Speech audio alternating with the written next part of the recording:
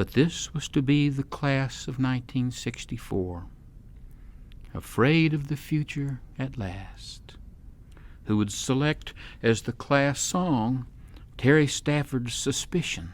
The Dictionary of Literary Biography says of Leon Stokesbury, in an age when many poets have seemingly confused quantity with quality, Stokesbury remains a scrupulous craftsman. And as remarkable as his poems may appear on the page, they gain immeasurably when the poet presents them in one of his readings. Leon Stokesbury retired from Georgia State University after working in the creative writing program for 30 years and passed away last November. Dr. Stokesbury was a great friend to Melodically Challenged from the beginning. He was the first poet we ever recorded for our show, and this week we are proud to feature Dr. Leon Stokesbury reading his poetry. Welcome to another edition of Melodically Challenged, where this week we're honored to air a special program featuring Dr. Leon Stokesbury reading his poetry. Our first set begins with a poem Dr. Stokesbury wrote when he was in his early 20s. The Polar Bear. In the only land where things are truly white, the polar bear is too. He lumbers about, his round, white stomach full of fish. The meat of the fish lies white inside him. His thick, shaggy coat shines white in the sun. And as he moves over snow and ice, he slips out of sight before our eyes in an almost magical blending of light. And the polar bear has this land to himself. All to himself he roams the ice.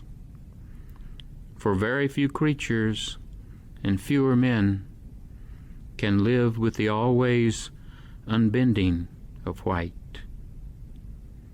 Like no man I know of, he sleeps at night with his stomach and dreams full of white. Unsent message to my brother in his pain. Please do not die now. Listen. Yesterday, storm clouds rolled out of the west like thick mussels. Lightning bloomed. Such a sideshow of colors. You should have seen it. A woman watched with me. Then we slept. Then, when I woke first, I saw in her face that rest is possible. The sky, it suddenly seems important to tell you, the sky was pink as a shell. Listen to me. People orbit the moon now. They must look like flies around Fatty Arbuckle's head. That new and that strange. My fellow American, I bought a French cookbook. In it are hundreds and hundreds of recipes. If you come to see me, we will cook with wine. Listen to me. Listen to me, my brother. Please don't go. Take a later flight, a later train, another look around.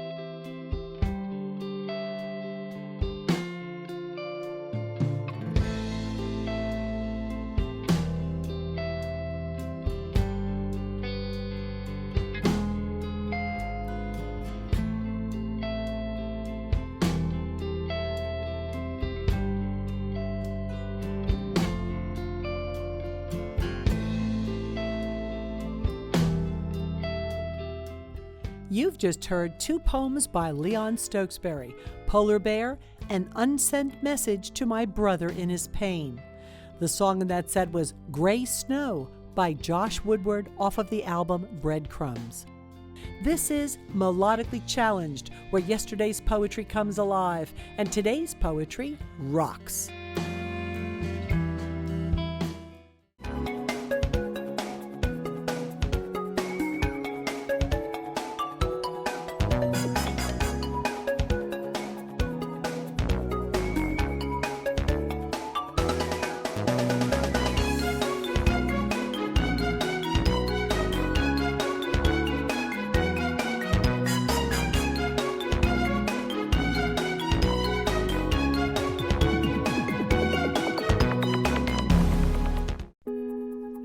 I'm KB Kinser. Welcome to Melodically Challenged, where this week's show features Dr. Leon Stokesbury reading his poetry. In this set, we have a series of poems focused on life in America and the family.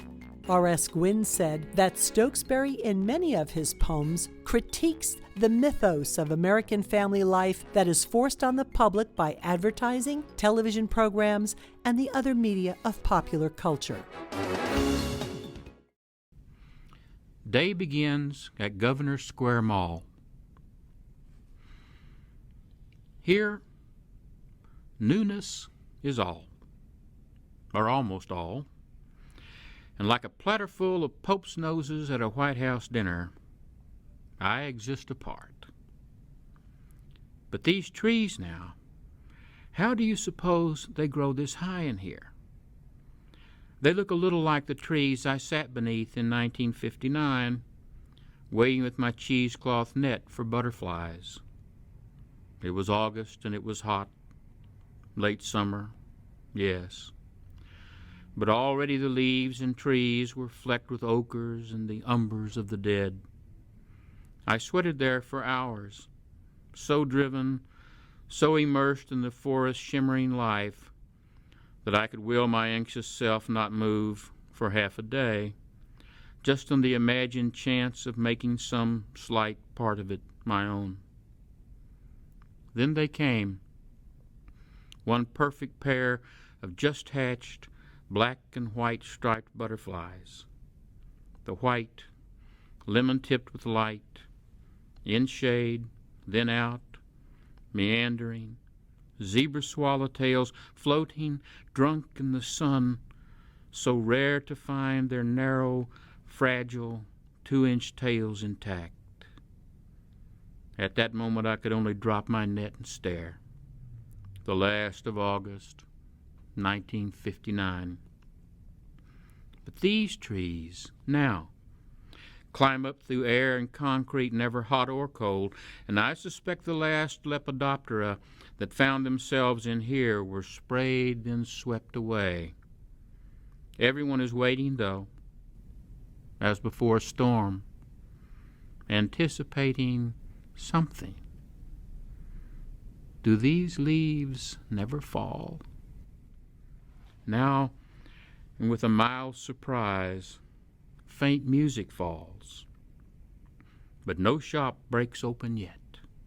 The people, like myself, range aimlessly. The air seems thick and still. Then lights blink on. The escalators jerk and hum. And in the center, at the exact center of the mall, a jet of water spurts 20 feet straight up, then drops and spatters in a shallow pool where signs announce that none may ever go. Oh, bright communion. Oh, new cathedral, where the apetitious, the impure, the old, the young, the bored, the lost, the dumb, with wide dilated eyes advance with offerings to be absolved and be made clean. Now, the lime-lit, chain-link fronts from over 100 pleasant and convenient stalls and stores are rolled away. Now, odors of frying wontons come wafting up from Lucy Ho's bamboo garden. And this music, always everywhere, yet also somehow strangely played as if not to be heard, pours its soft harangue down now. The people wander forward now, and the world begins. This next poem is a poem about my mother, and I guess as you get older, you begin to try and figure out who you are, and which means where did you come from, and you start taking a bit of a harder look at your parents, grandparents. So I tried to capture who I think she is. She may not agree with this. Matter of fact, I've never shown it to her, and don't think I will. But anyway, that was what I was trying to do here.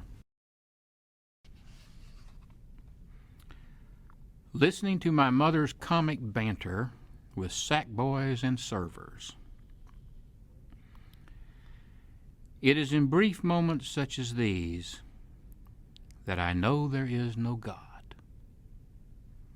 And I do not suppose that in even one of her 70-some-odd years it has entered my mother's mind that the look in this young man's eyes, adrift somewhere between shock and shame, might ever be anything except kindred and reciprocal laughter. In his attempts at ascertaining her desire to supersize her fries or seeing her apples and Oreos safely stowed, the server seems caught off guard and vaguely amazed by my mother's grins and gab. She, however, sees only a co-conspirator, one who also gets the joke with no name, her palaver often beginning with something along the lines of working hard, then straight to hardly working. Then, if she perceives what she conceives to be consent, the proper glance or repartee, silence giving consent, it eggs her on to escalate to snickers, then perhaps to Lord, it's hot, I'm just a-sweatin', graduating quick enough from there to comments maybe on the constant rise and costs of things, fire to save matches, and beyond. Now, I have borne witness to this bizarre ascension many times, and always at its end I observe my mother's eyes shifting from her daily dull to a fine acetylene shine, opaque proof at best of linkage to some living thing outside herself. For long ago, I think somehow my mother must have caught a glimpse of some immense and empty aught, some vacant maw, and although she never said so, would not even know how to say so, it seems that ever since that time she reaches out to any sign, relying even on the fantasized response of this poor teenaged boy as some bleak buffer piled against confronting that sad chasm once again. Any line to keep that zap of night at bay, depending on any bray of mindless blather, is requesting now her preference for paper over plastic, lilt, any semblance of communion, the kindness of strangers on any blessed day.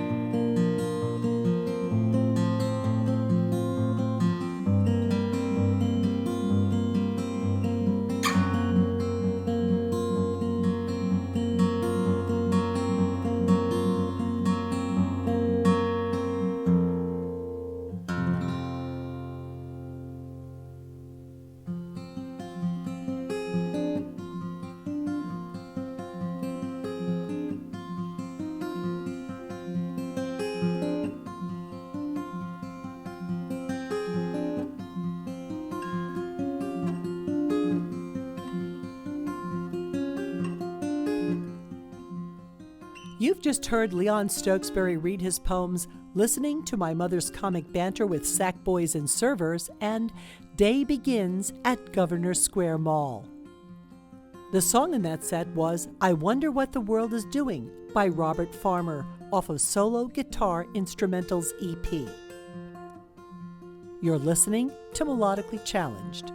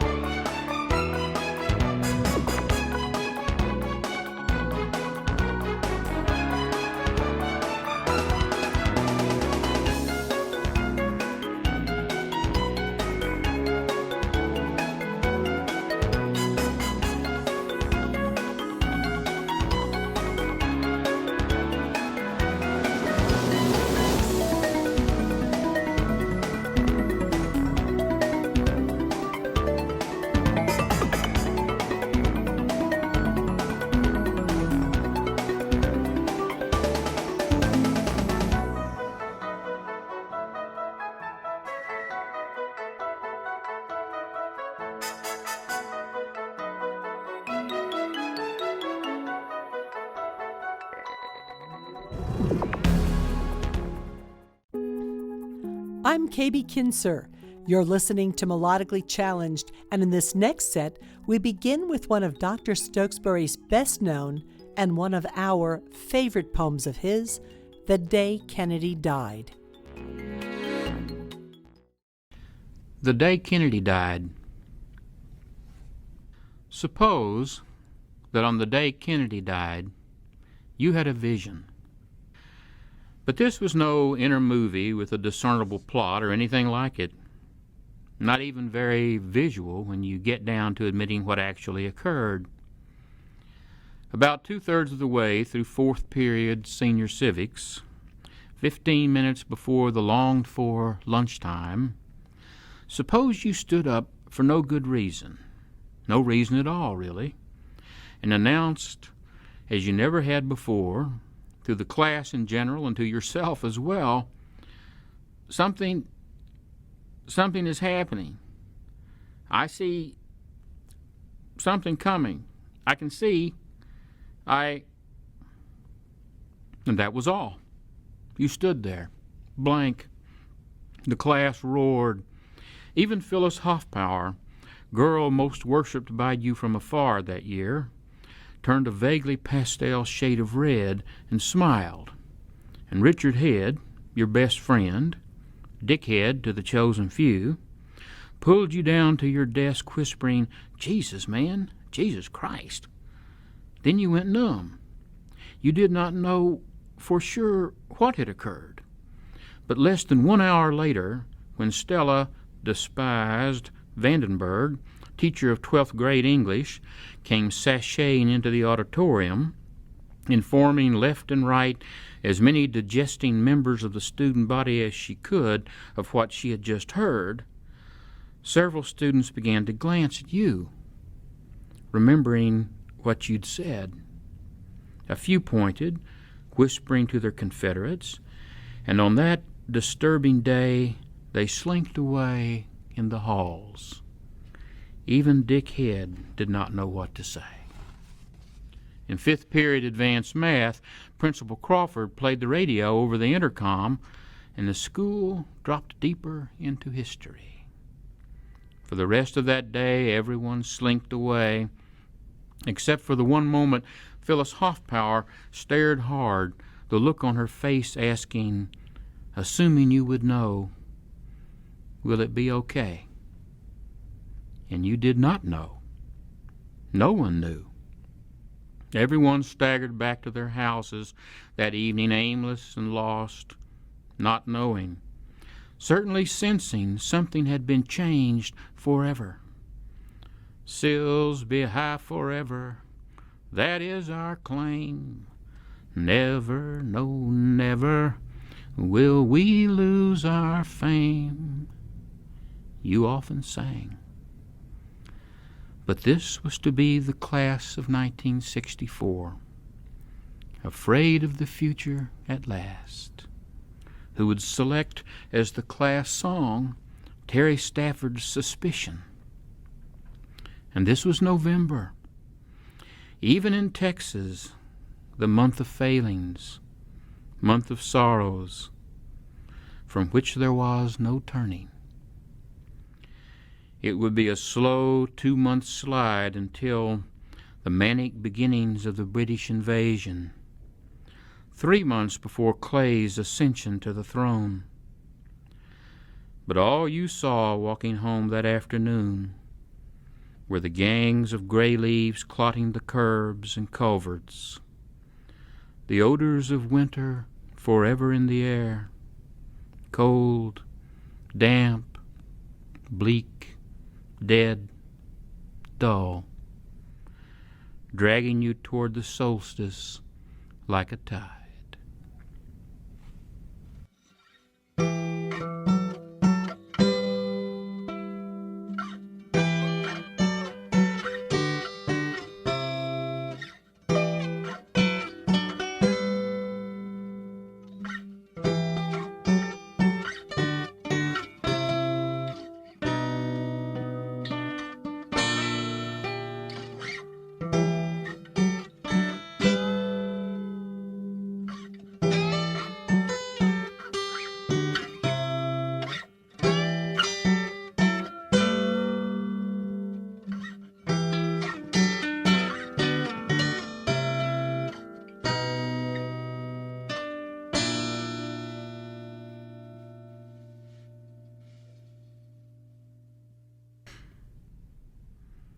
The North Slope. 3 months away from the word, away from trees and bushes, hills, newspapers, women, dark, on into the undeodorized, the raw. 12 hours a day, 7 days a week, helicopters dropped us on tundra unrelieved. Abandoned well sites to do away with anything environmentally unsound. There that first day stacking scrap metal, thinking the last words of Scarlett O'Hara, seeing how flat the land was, how brown, how completely unrelieved the flatness, how raw the air coming off the Arctic Sea, the horizon a pencil line sometimes blending with the frigid summer sky, unrelieved. 1.5 feet of tundra, and under it, ice going down frozen earth 1,800 feet. I remember the small tundra flowers, delicate, white, blue, the yellow poppies. In the second week I reached out to pick some, saw a jut of ice beside them reaching up. Strange, I shivered. Strange, something there I did not quite understand. Could not get my mind around something. Ice underneath them, then back at base camp. Before bed, thought again and again, coldness, what is it? I thought. Strange, unrelieved. More and more could not look at the flat horizon, or would keep my gaze away from the white sky, white fog, the white light from the sun never sinking. What is it? I did not know, only this feeling, someone walking always away, something unsaid, and I kept my head down away from the sun, the sky. Then came the week of the caribou. The herds, they came running unrelieved, thousands and thousands across the tundra. I kept my head down, but at last could not. 100 yards away, 2 wolves loping behind. I saw them drag down a slow one. It was 100 yards away. I saw them, could not believe, saw them, the red meadow of its side. This was 100 yards away. Watched them eat. There was ice underground, is ice underground. Could not believe, saw them rip ice from its side, ice the color of the sun. I saw it was raw. It was nothing that fell from its side. Ice, emptiness, came loping as birds. So many birds flew away and away, screaming over something they seemed to have heard. Unrelieved, the sound now of blood falling, of ice now, and of whale boats I could not believe, thinking her last words. What was it the bird said going away?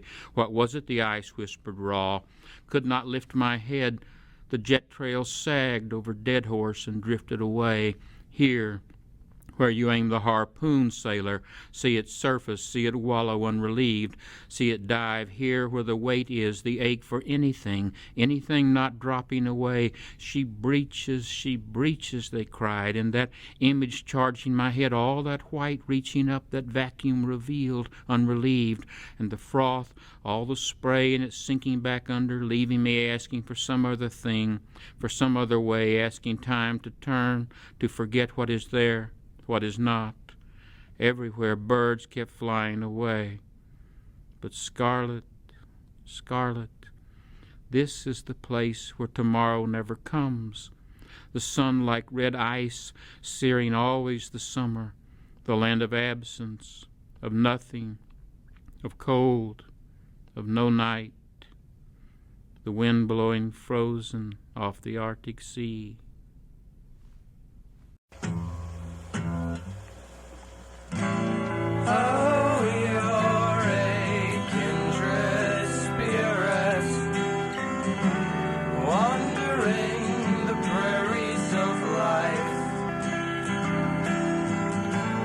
Questions of the crystalline production,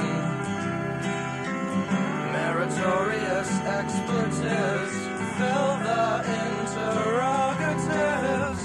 Down on Western Fort Gateway, that's the place that they say that a man is no more than his fair share of days. Down on the Western Fort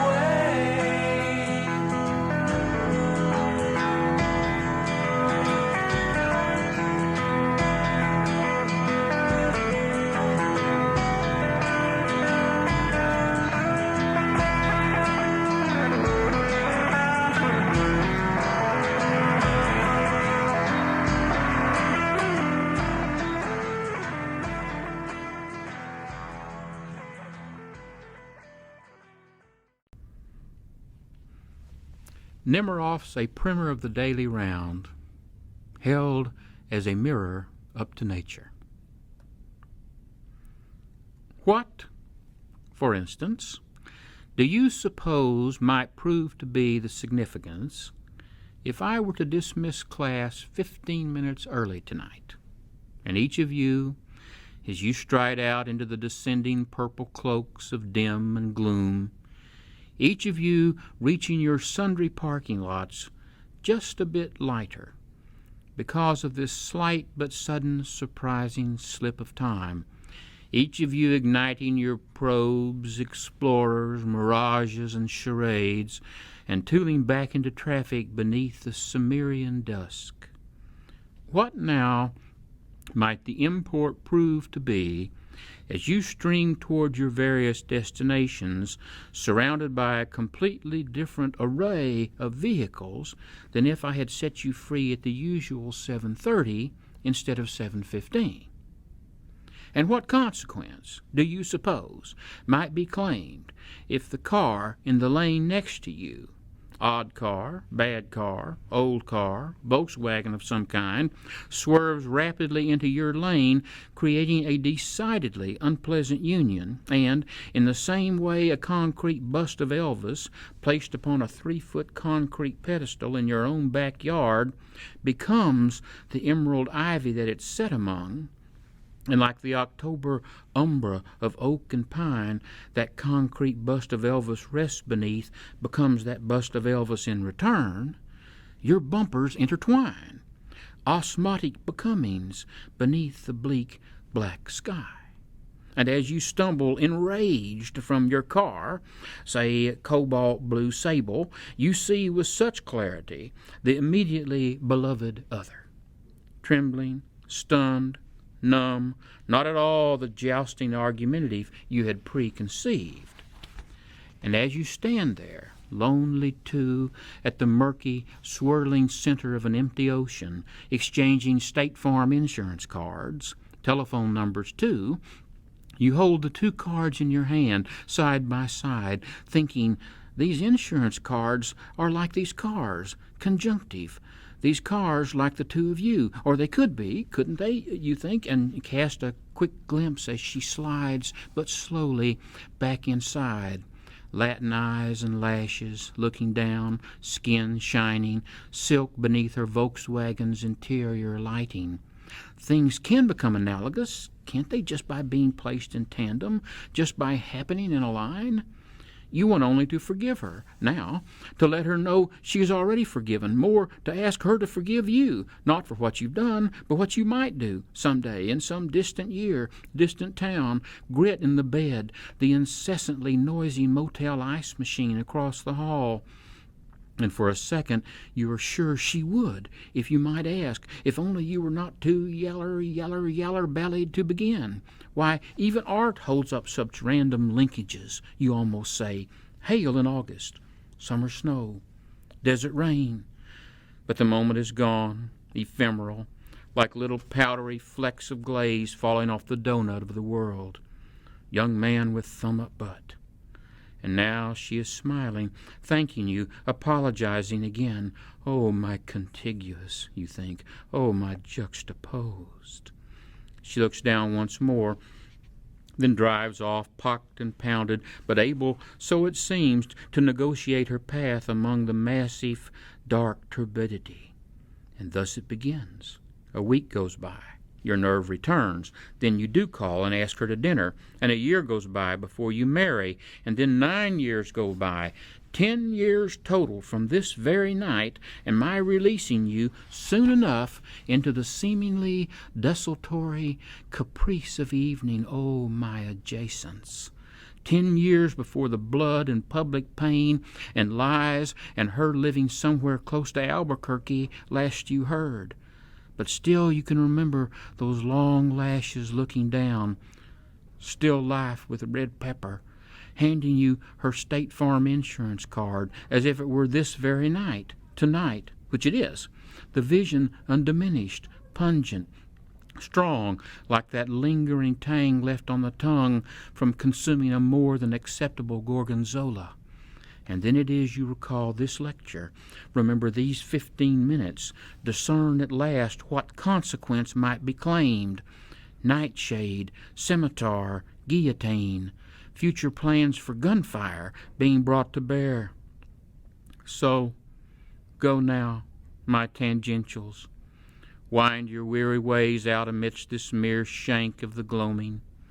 Like children in an autumn garden, orphans in a storm, night dew dripping off the wilting topiary, some toward domiciles, some to perform your brazen stand-ups and sit-downs in the gin joints of your choosing, little molten ingots marching as to war, 2 by 2, considering, perhaps, the essential nature of side meat to the American breakfast, green eggs and ham, the comic genius of Curly Howard, nude at the window, landscape and burnt sienna, the menaced assassin, the persistence of memory, twilight's last gleam.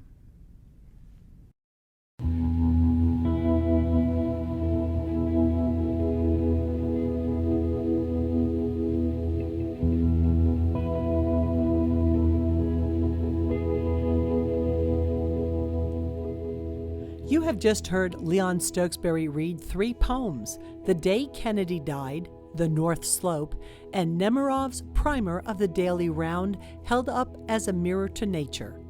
The songs in that set were instrumental by the Library Anns off of the album Our Band of Clowns, New Western Ford Gateway by the Agrarians off of the album Then Cherish Pity, Lest You Drive an Angel from Your Door, which we selected for this show because its title comes from William Blake and the words are by Elton John and Bernie Taupin, all artists that Leon admired. And you have also heard Solo Guitar 2 by Tapes and Tubes off of the album Ebb Tide. You're listening to Melodically Challenged.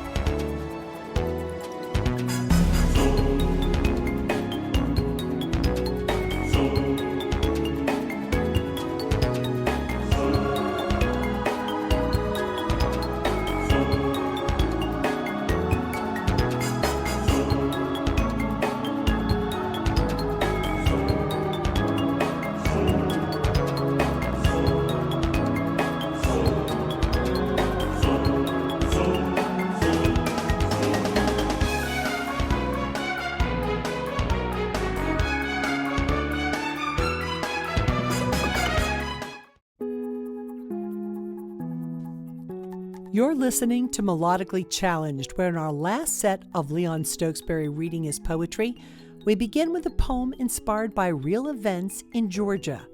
It's called Georgia Gothic, and we'll end with another poem inspired by events in Leon Stokesbury's life, Going on a Double Date with Janis Joplin.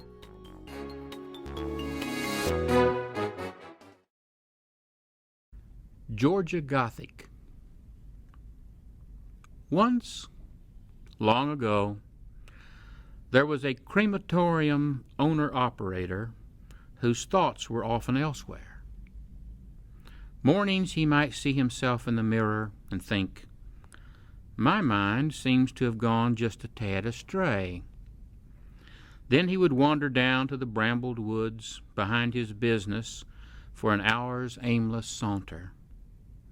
This place was off to the side, out of the way, an anomalous mile from town, and down a dusty road where his folks had owned about 200 acres back there for more than 30 years. Who knows what thoughts consumed him on his forest rambles, but he returned one April afternoon to find his crematorium oven would not function well. It just would not heat up high enough to blaze even the minor bones away. And though he found the part he needed in Cremation Monthly, and someone ready to fly down and install the thing as well, he never got around to making that call. Instead, he thought hard at the desk in his tiny office about his wife's tart pleas for the Escalade. And then he remembered Mom out in Sylvan Manor and the $5,000 a month that kept her there. And then he considered the two new bodies waiting, this being the county's only ovened facility, to be inflamed. Then had a thought he had not had before. After dark, he bundled the bodies in plastic sheets, an 80-year-old man, a 19-year-old girl, and carried them to one of the sheds out back. He placed the bodies gently in one corner, then grabbed a couple of pine logs, small ones, hauled those back to the oven, burned them down, blended that with some ground-up cement chunks, divided the ash into the appropriate boxes, labeled them, then mailed each on its way. About 3 days later, he did the very same with a Mrs. Parks from over not far from Rome. And after that, it was only a matter of storage, embalmed bodies not stinking too terribly bad. But 4 years later, the sheds were filled to the top, and the old dilapidated unused garage as well. So he took to dragging the bodies back in the woods and laying them softly beneath some bush or tree. Then came the day the Dawkins boys strayed by. Squirrel hunting kids pay absolutely no attention to posted signs and trespass where they please. But what this boy saw that acrid autumn morn beneath low limbs was enough to give him pause, enough to shake him, turn him, fire him fast back home to Daddy, his dog, his sister's smile, anything unlike purple nightmares under pines. The law was called. All told, 334 corpses found stashed around the workplace, many way past being identified, although about 200 finally were. Over 800 counts of major felony fraud, and over 2,000 relatives of the deceased not amused. 25 death threats, no bail. The district attorney asked him why. Why might he do such things? What thoughts possessed him to continue to commit this crime 300 times? To which the vaguely dazed former owner-operator replied he meant to get the oven fixed. But he guessed, when all was said and done, his mind was elsewhere. He guessed, he said, it had drifted a bit astray.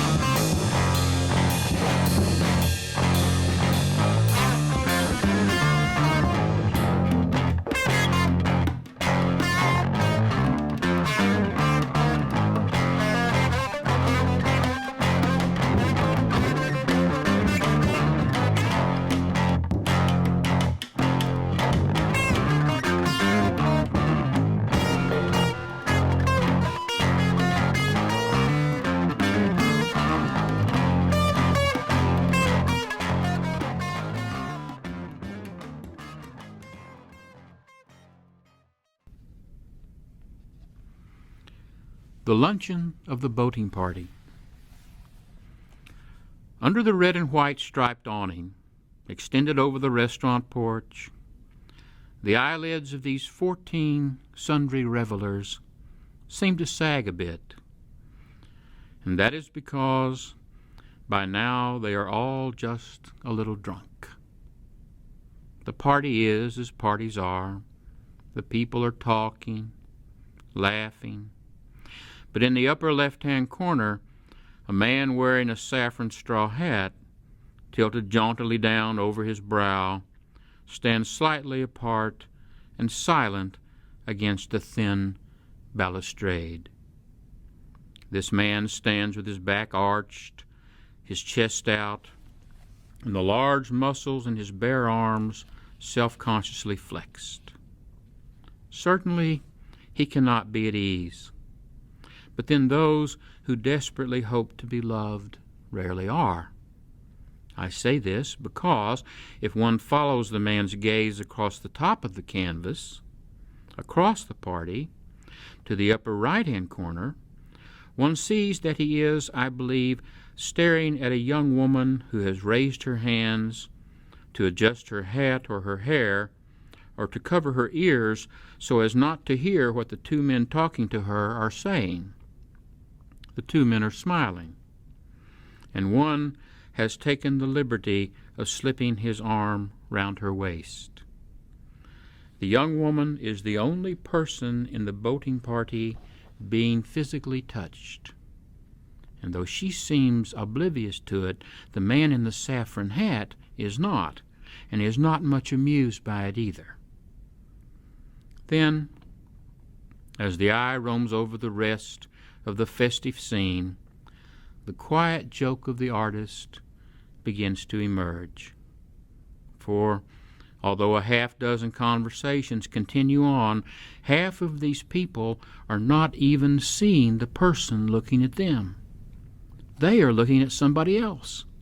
It is a sort of visual quadrille, the theme of 500 French farces, except in this case the painter must care very much for them all, for he has soothed their wants and aches in a wash of softness. I think he must have been a little drunk too. But it is the eyes, these misty, wine-dark eyes of the three women in the center of the painting that draw a viewer back again and again. The women are looking at men.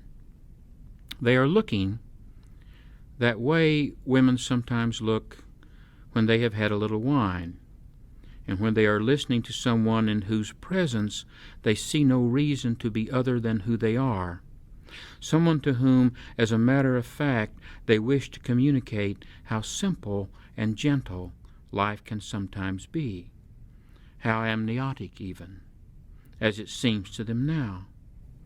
It is not clear if the men of the boating party perceive this, or anything. To be honest, they seem selfish and vain.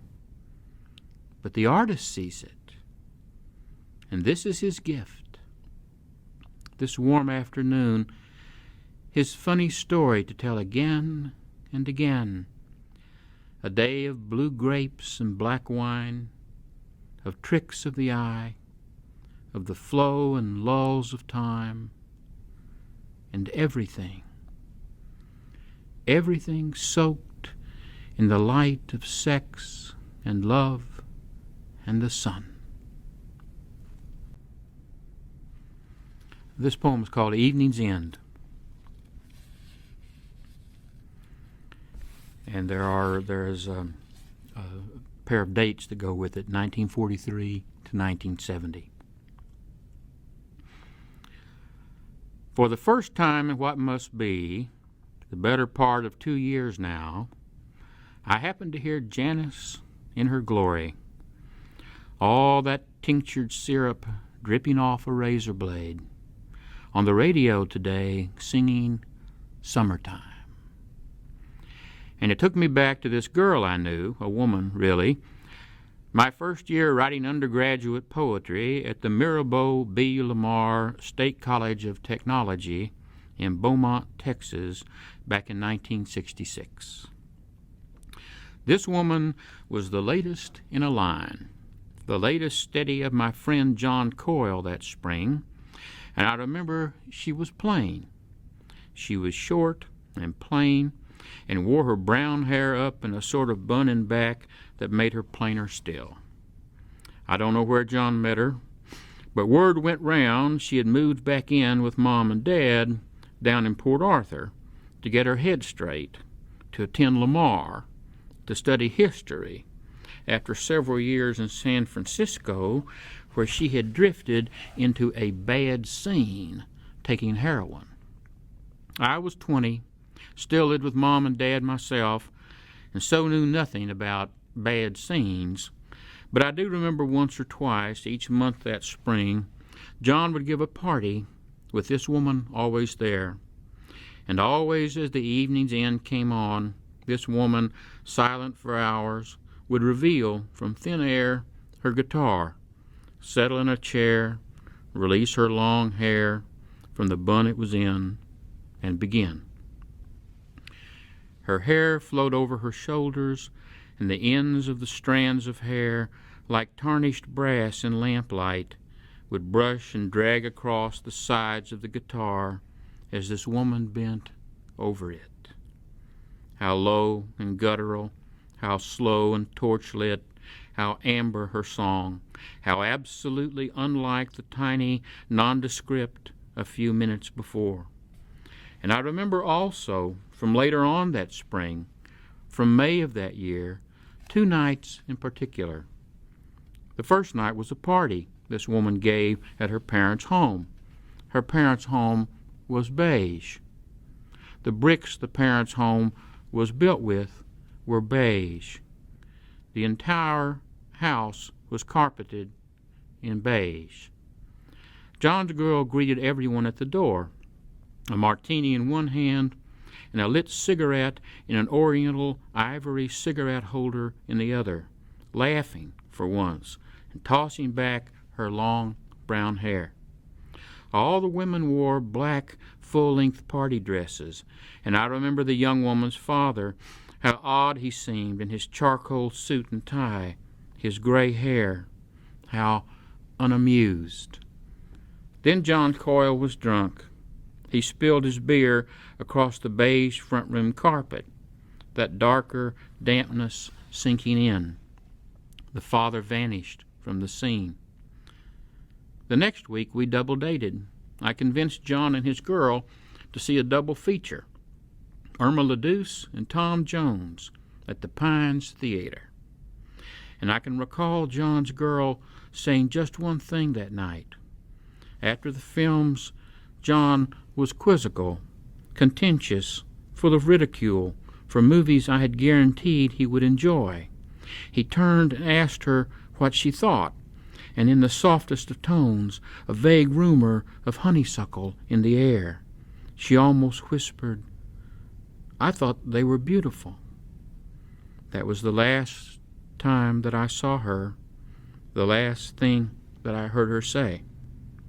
A few weeks later, she drove over to John's house in the middle of the afternoon and caught him in bed with Suzanne Moraine, a graduate assistant from the English department at Lamar.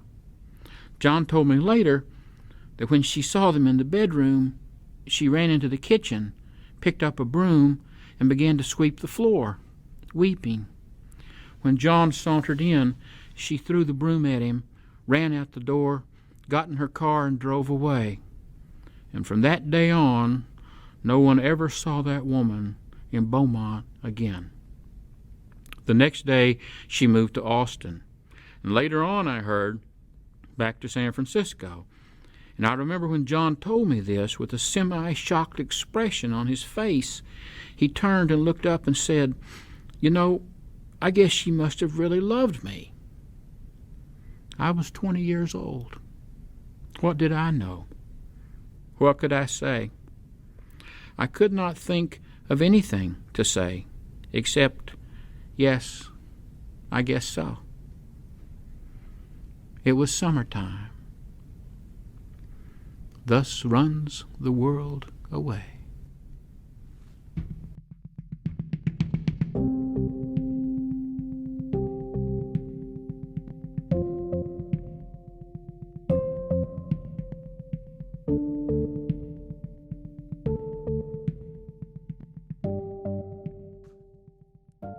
The last poem in that set was Evening's End. Before that, we heard The Luncheon of the Boating Party, and we began the set with Georgia Gothic. The songs in that set were American Gothic by James Boudreau off of the album Astral Law WBR 35, and Lode Runner by Poddington Bear off of the album Uplifting. Melodically Challenged would like to thank Leon Stokesbury's family for permission to air the poetry audio you've heard in today's show, and the Free Music Archive for the music. Signature music for our show is written and performed by Retward von Dornberg. KB Kinzer, that's me, wrote, voiced, and produced the show. If you would like to learn more about the poetry and music you've heard in our show, check out our website at melodicallychallenged.org. Friend us on Facebook and sign up for our other social media outlets to learn about upcoming themes and special events. Thanks for listening to Melodically Challenged, where yesterday's poetry comes alive and today's poetry rocks.